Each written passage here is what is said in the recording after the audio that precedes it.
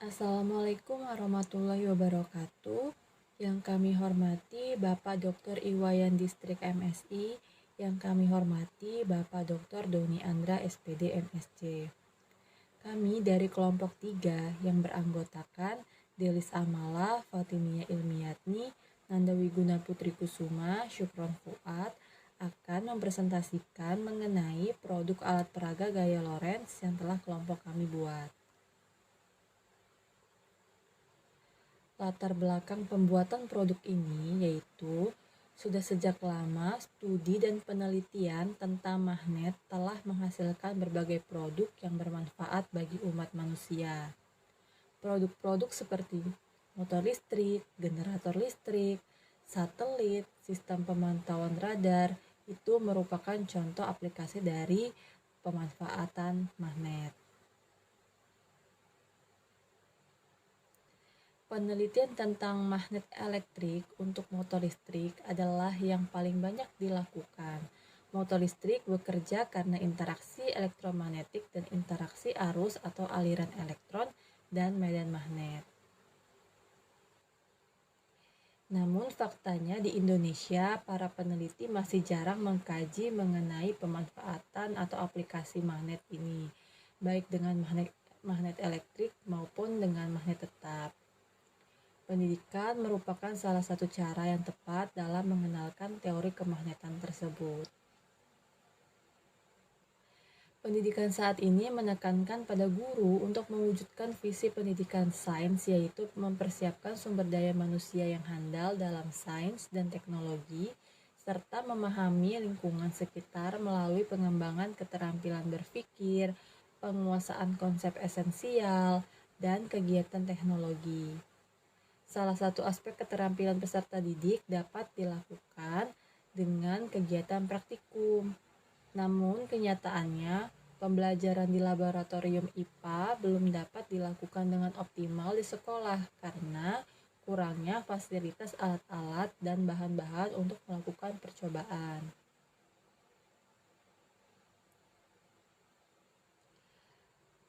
Nah, oleh sebab itu diperlukan suatu alat untuk percobaan praktikum yang mudah dirancang dan bahan-bahan yang diperlukan mudah didapat dalam kehidupan sehari-hari.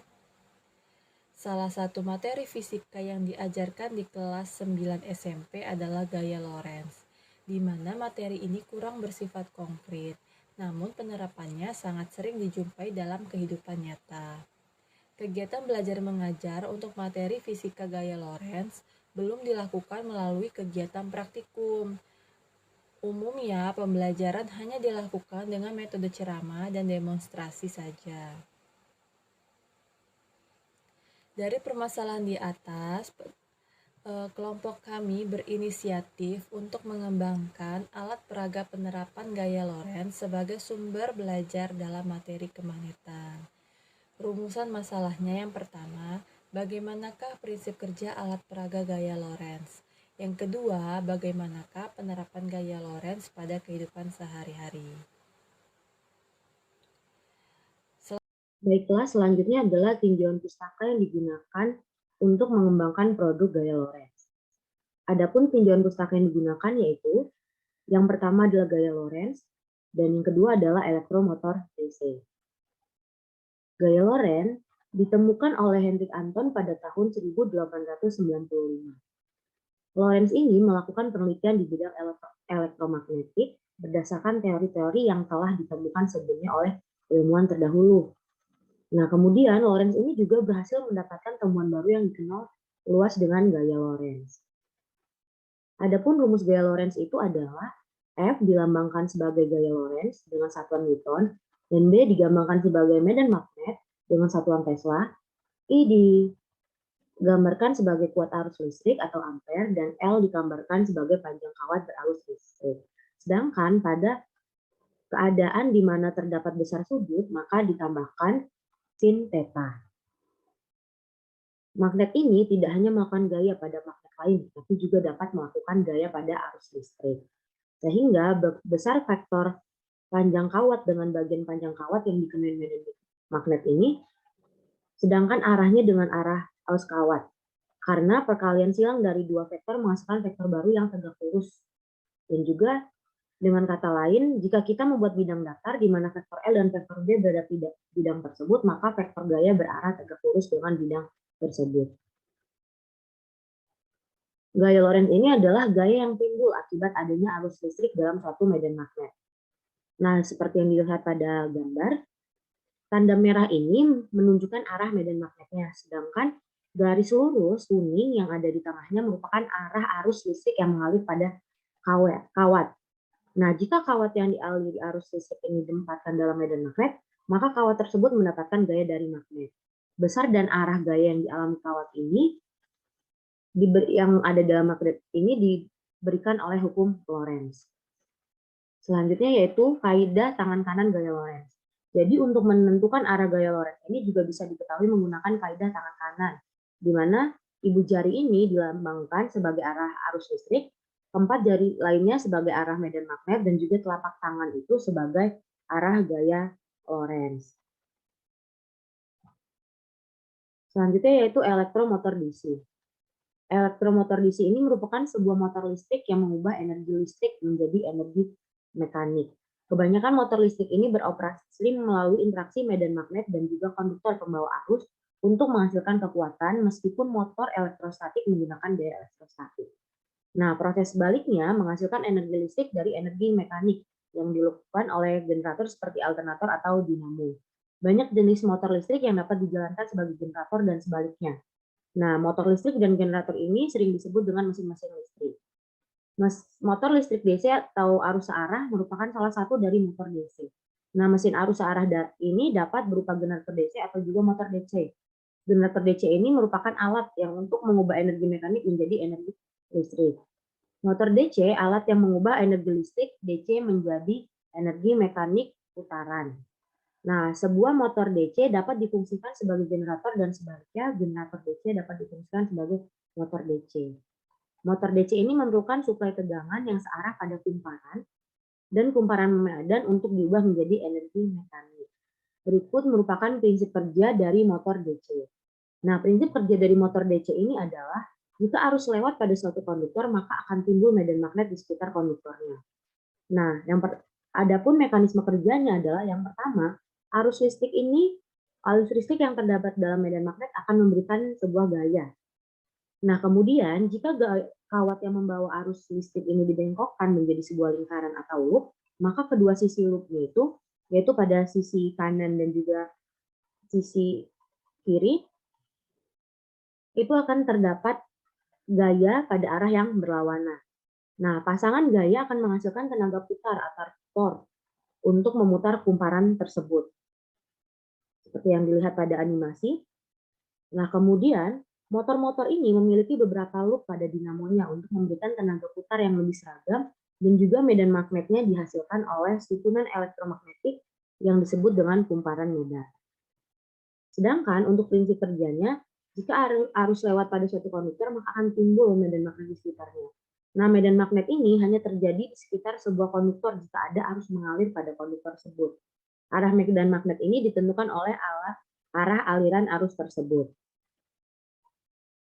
Nah, pada motor DC, daerah kumparan medan yang dialiri oleh arus listrik ini akan menghasilkan medan magnet yang melingkupi kumparan dengan arah tertentu. Selanjutnya adalah metodologi rancangan alat peraga. Adapun alat dan bahan yang digunakan untuk merancang alat peraga ini yaitu yang pertama adalah baterai besar, kawat tembaga dengan ukuran 0,8, dan juga kawat tembaga dengan ukuran 0,5, seal tape atau isolasi untuk listrik yang digunakan untuk merekatkan kawat terhadap baterai, pisau yang digunakan untuk memotong kawat yang digunakan, magnet keping cakram yang akan digunakan sebagai magnet pada elektromagnetik ya, gunting yang digunakan untuk memotong alat dan bahan, dan juga amplas. Amplas ini digunakan untuk mengipiskan bagian luar kawat. Kemudian yaitu prosedur rancangan alat peraga. Yang pertama yaitu buatlah lingkaran kabel, lingkaran kawat secara erat dan rapi di sekitar 30 kali putaran. Selain itu, kawat juga dapat dilingkarkan pada baterai. Nah, setelah 30 lingkaran, kemudian dilepaskan dari baterai tersebut. Nah, jangan lupa ikat setiap sisi lingkaran yang longgar dengan salah satu ujung kawat. dan sisi lainnya juga diikat dengan ujung kawat yang lainnya seperti pada gambar. Jadi harus diikat supaya kencang. Nah, kemudian langkah selanjutnya yaitu kupas lapisan kawat dengan pisau. Gunakan pisau atau bisa juga menggunakan amplas untuk menghilangkan lapisan pada setiap ujung-ujung kawat yang digunakan, seperti yang terlihat pada gambar ini. Nah, kemudian setelah dikupas bagian ujung kawatnya, kaitkan setiap ujung kawat pada kawat sehingga berbentuk seperti pada gambar di bawah ini. Jadi ujung kawat dan ujung kawat yang sudah dikupas dikaitkan pada kawat lainnya, yang nantinya kawat ini akan dihubungkan dengan baterai. Selanjutnya, letakkan baterai pada permukaan yang datar. Kemudian tempatkan kawat tegak lurus di samping terminal dari masing-masing baterai, yaitu pada kutub positif dan juga kutub negatif baterai. Kemudian tempatkan kawat di sebelahnya dan kawat ini harus menyentuh dengan baterai ini, seperti yang ditunjukkan pada gambar. Karena apabila kawat ini tidak menyentuh pada kutub-kutub baterai, maka arus listrik tidak dapat disalurkan. Selanjutnya, jangan lupa gunakan seal tape. Seal tape ini fungsinya untuk melekatkan kawat ke ujung-ujung baterai. Nah, kumparan ini harus tergantung berada di atas baterai. Kumparan yang bulat ini tidak boleh menyentuh oleh baterai, karena nantinya kumparan ini akan terjadi energi mekanik apabila menempel dengan baterai, maka akan terjadi gesekan dan juga tidak dapat bergerak. Setelah itu, jangan lupa gunakan magnet cakram diletakkan di sisi bagian baterai sehingga berpusat tepat di bawah kumparan seperti pada gambar. Dan juga magnet ini jangan lupa untuk dilekatkan pada bagian baterai agar tidak terlepas.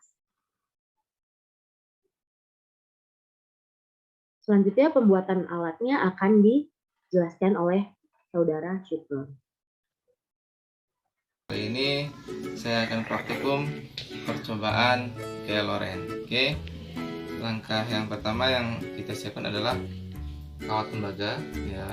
Ini banyak dijual di pasar-pasar.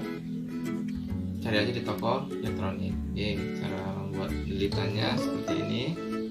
Ini kabel tembaga ukuran 0,5 ya. Kita buat seperti ini. Nah, semakin banyak lilitannya semakin bagus. Oke, kita buat lilitannya. Oke, ya.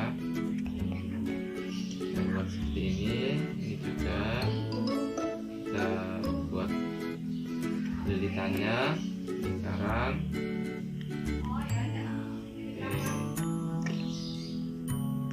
Kita buat ini. Oke, sudah. Kemudian kita rapatkan. Nah, jadilah seperti ini. Nah, seperti ini. Kemudian kawat yang kabel ini kita masukkan ke sini. Nah, ini kita buat seperti ini. Nah, ini juga kita masukkan ke sini. Kemudian kita putar lagi 2 kali. Nah, jadilah lilitan lingkaran ya. Jadilah lilitan lingkaran. Oke. Nah, ini yang pertama. Kemudian kita siapkan kabel yang lebih besar dikit. Kalau tadi ini 0,5, cari yang ukuran 0,8 ya, lebih besar dikit diameternya. Kemudian kita potong seukuran jari ya, seukuran jari. Ini yang udah saya potong ya. Oke, setelah ini dipotong kita siapkan 2. Kita siapkan 2 seperti ini. Kita siapkan 2 seperti ini. Oke, jangan lupa ujung-ujungnya dikerok. Ujung-ujungnya dikerok. Gunakan pisau. Kerok. Karena ini ada tembaganya, ada pelapis tembaganya. Harus dikerok biar arusnya mengalir. Kerok. Ya, ujung-ujungnya juga dikerok. Itu ujungnya dikerok. Kerok.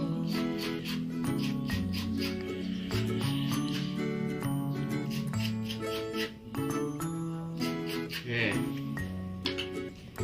Setelah dikerok, kemudian kita siapkan baterai. baterai. Kemudian siapkan magnet. Magnet ini bisa dibeli di toko elektronik kalau ada jualannya. Kalau tidak ada, boleh beli di tempat mainan. Ini seperti anting-antingan di sini. Tapi jangan dipakai untuk anting, ya. Laki-laki nggak boleh. Lebih baik bermanfaat. Nah, nanti jadi seperti ini. Yang hitam ini saya beli. Yang ini, ya, yang ini hitam. Yang satunya yang ini adalah bekas nemtek. Berapa lama saya ambil magnet. Ini. Setelah itu kita siapkan ini. Kita siapkan lakban, kemudian kita gunting lakbannya. Kemudian yang tadi yang udah digosok kita buat seperti ini. Kemudian kita lakban.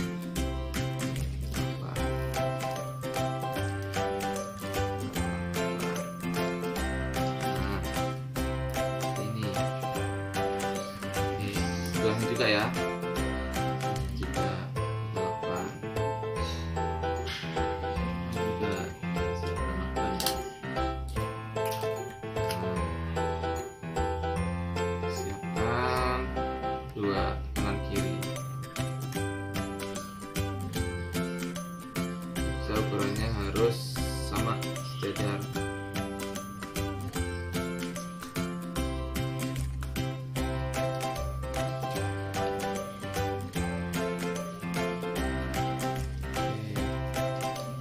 Siapkan. Terus kalau sudah, kita taruh magnetnya di atasnya. Taruh magnetnya di atasnya.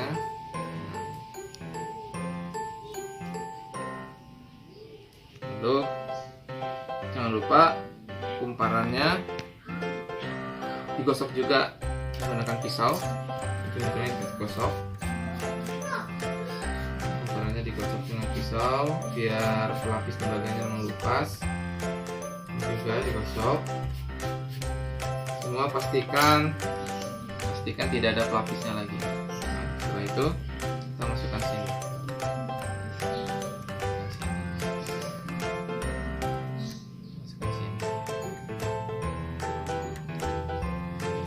Sehingga dia jadi ini menggunakan prinsip gaya Loren, ya, menggunakan prinsip gaya Loren. Ini baterai sehingga ada arus, kemudian ini magnet. Nah, ini kawat tembaga yang ukuran 0,8 dan ini kawat tembaga yang ukuran 0,5. Nah, menggunakan prinsip gaya Loren ya.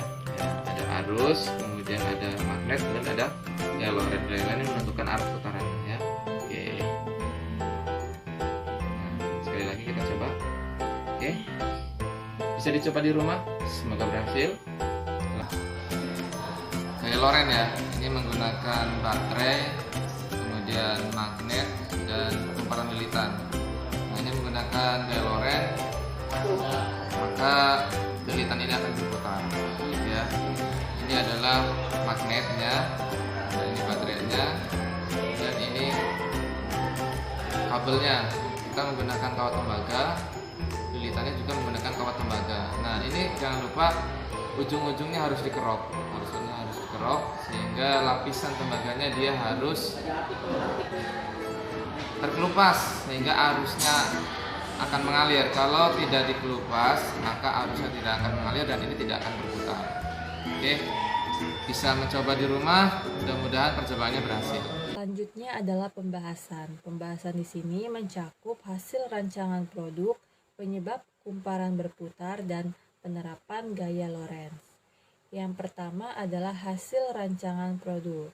Saat kumparan dialiri arus listrik, kumparan tersebut akan menghasilkan medan magnet. Saat magnet diletakkan di dekat kumparan yang dialiri arus listrik, terjadi perubahan gaya antara kumparan dan magnet yang menyebabkan munculnya gaya Lorentz. Lalu, pada saat arus listrik yang mengalir dalam penghantar diperbesar, ternyata kecepatan putarannya semakin cepat. Hal ini menandakan semakin besar arus listrik yang digunakan, maka semakin besar pula medan magnet yang dihasilkan. Selanjutnya adalah penyebab kumparan berputar. Gaya Lorentz yang dihasilkan oleh suatu muatan listrik yang dapat bergerak jika sebuah arus listrik berada di dalam medan magnet. Gaya Lorentz ini mendorong bagian atas kumparan masuk ke dalam kawat dan menarik bagian bawah kumparan keluar dari kawat. Hal ini yang menyebabkan kumparan dapat berputar. Nah, gambar visualnya bisa dilihat pada gambar yang berada di slide.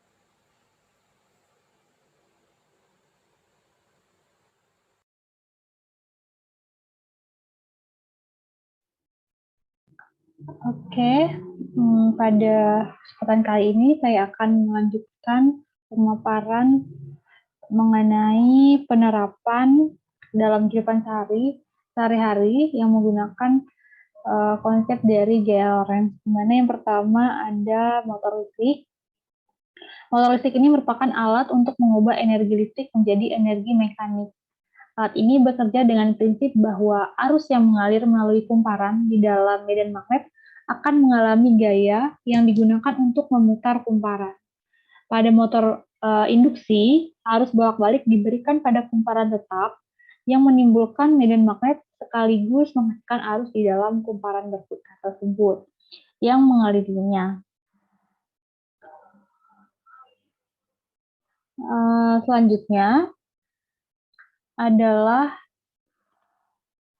galvanometer, di mana galvanometer ini pertama kali dilaporkan oleh Johann Schweiger pada tahun 1820, di mana galvanometer pada umumnya dipakai untuk penunjuk analog arus searah dengan arus yang diukur merupakan arus-arus kecil, misalnya yang diperoleh pada pengukuran flux magnet.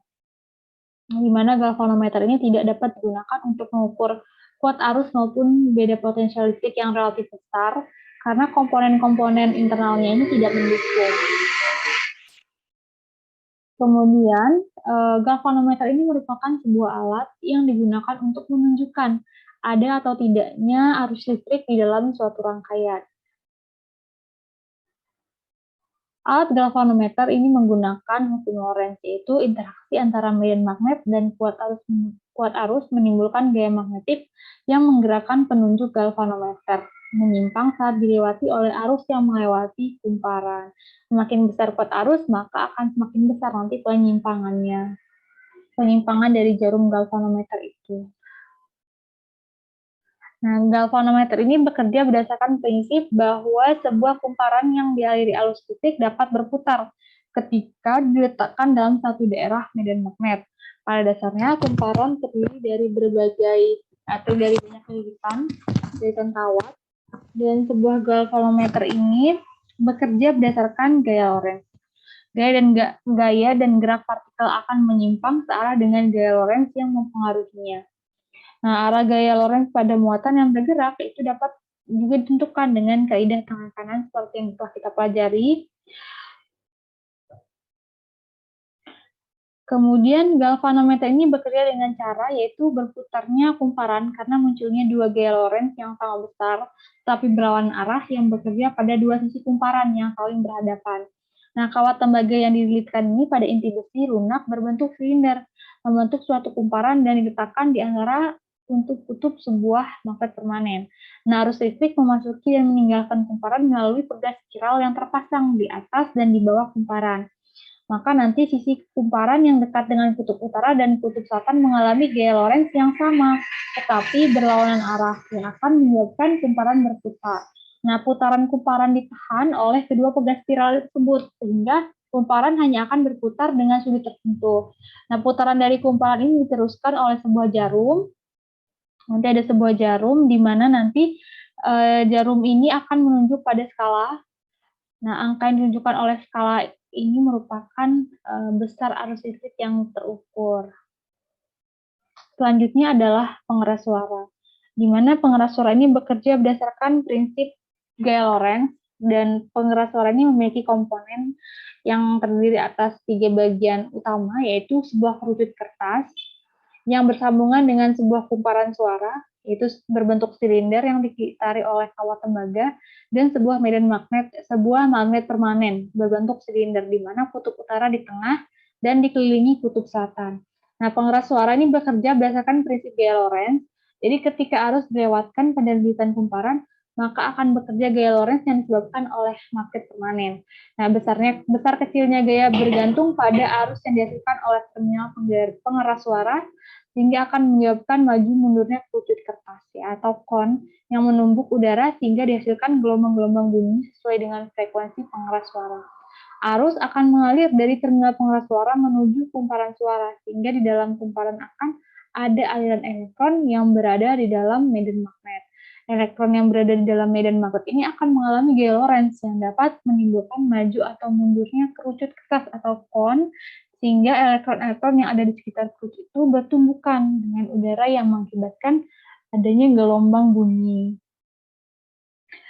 Berdasarkan dari hasil pembuatan produk, kemudian dari studi literatur ya terkait dengan konsep gaya Lorentz, maka dapat disimpulkan bahwa motor listrik sederhana yang telah dibuat menggunakan prinsip kerja gaya Lorentz itu di mana ketika gulungan kumparan ditempatkan di dalam medan magnet dan kemudian dialiri arus listrik, maka menghasilkan gaya Lorentz pada kumparan yang menyebabkan kumparan dapat bergerak memutar.